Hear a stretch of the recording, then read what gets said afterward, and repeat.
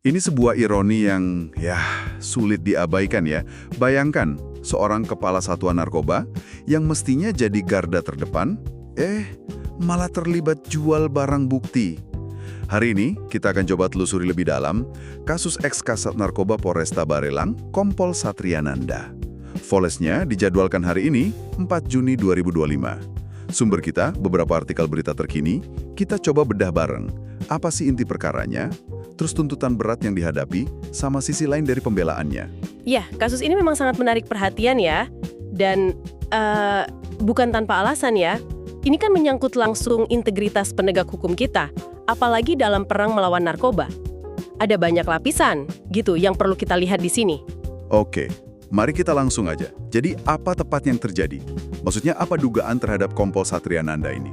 Jadi intinya gini, Kompol Satriananda dan juga beberapa anak buahnya di Satres Narkoba Polresta Barelang itu diduga menjual barang bukti. Barang buktinya itu 1 kilogram sabu-sabu. 1 kilo? Banyak juga ya. Dijual kemana itu? Menurut dakwaan, barang bukti ini dijual ke seorang bandar. Inisialnya As. Lokasinya di Kampung Aceh Muka Kuning, Batam.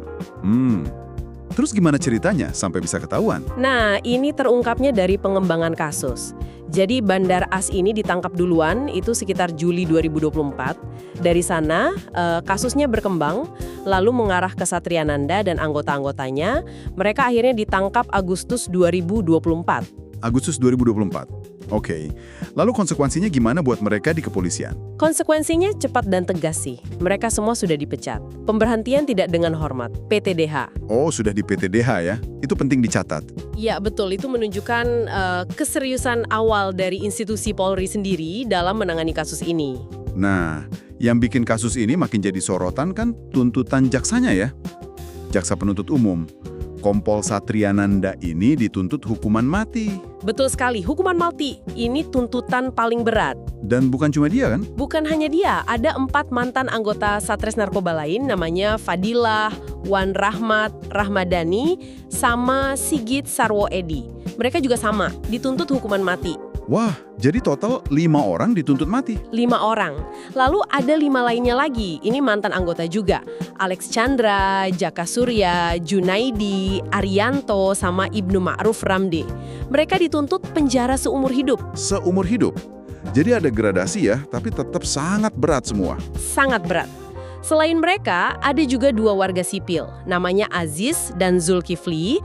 Peran mereka sebagai pengedar dalam jaringan ini. Kalau warga sipil ini tuntutannya apa? Mereka dituntut 20 tahun penjara, plus denda. Dendanya cukup besar, 3,8 miliar rupiah. Kalau nggak bisa bayar, subsidiarnya 7 bulan kurungan.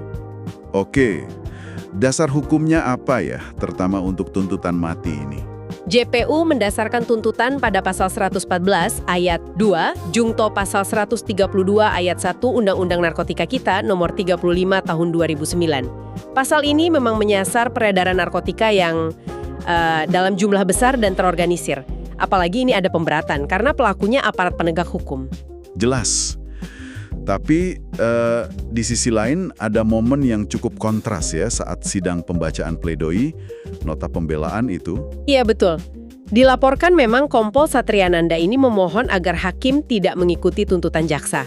Gimana dia menyampaikannya? Menurut laporan media, dia menyampaikan pembelaannya itu sambil menangis. Meminta hakim mempertimbangkan kasusnya secara objektif dan manusiawi. Manusiawi. Dia bilang kira-kira begini, saya manusia biasa, punya istri dan anak. Mereka nunggu saya pulang. Mereka tahu saya bukan orang jahat. Begitu kurang lebih. Ini benar-benar kontras ya. Di satu sisi tuntutan maksimal, hukuman mati sebagai bentuk mungkin ganjaran atas pengkhianatan tugas. Di sisi lain, ada permohonan atas nama kemanusiaan keluarga. Ya, sebuah dilema yang cukup pelik bagi hakim nantinya. Dan signifikansi kasus ini buat Anda yang menyimak, ini lebih dari sekedar berita kriminal biasa. Maksudnya?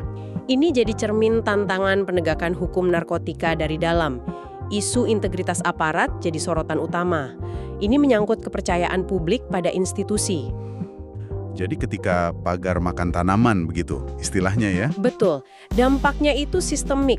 Sumber-sumber kita juga secara tidak langsung menyoroti mungkin ada kelemahan dalam sistem pengawasan internal yang perlu dievaluasi. Jadi ini bukan cuma soal oknum ya, tapi mungkin juga soal sistemnya. Pengawasan, akuntabilitas internal, itu semua jadi pertanyaan. Bisa jadi, ini jadi pengingat buat kita semua betapa kompleksnya perang melawan narkoba ini dan betapa pentingnya integritas yang absolut, terutama bagi mereka yang diberi wewenang hukum. Oke, jadi kalau kita rangkum, ada mantan perwira polisi didakwa jual barang bukti 1 kilogram sabu. Dia hadapi tuntutan mati, tapi mengajukan pembelaan yang menyentuh sisi kemanusiaan. Vonisnya hari ini. Nah, ini meninggalkan kita dengan satu pertanyaan penting mungkin ya, untuk Anda renungkan juga.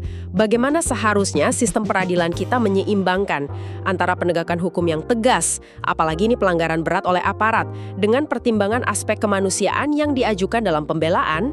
Apakah statusnya sebagai aparat itu jadi faktor pemberat mutlak? Atau permohonan kemanusiaannya masih punya tempat untuk dipertimbangkan? Pertanyaan yang tidak mudah dijawab. Sesuatu untuk Anda pikirkan lebih lanjut. Sampai jumpa di penelusuran berikutnya.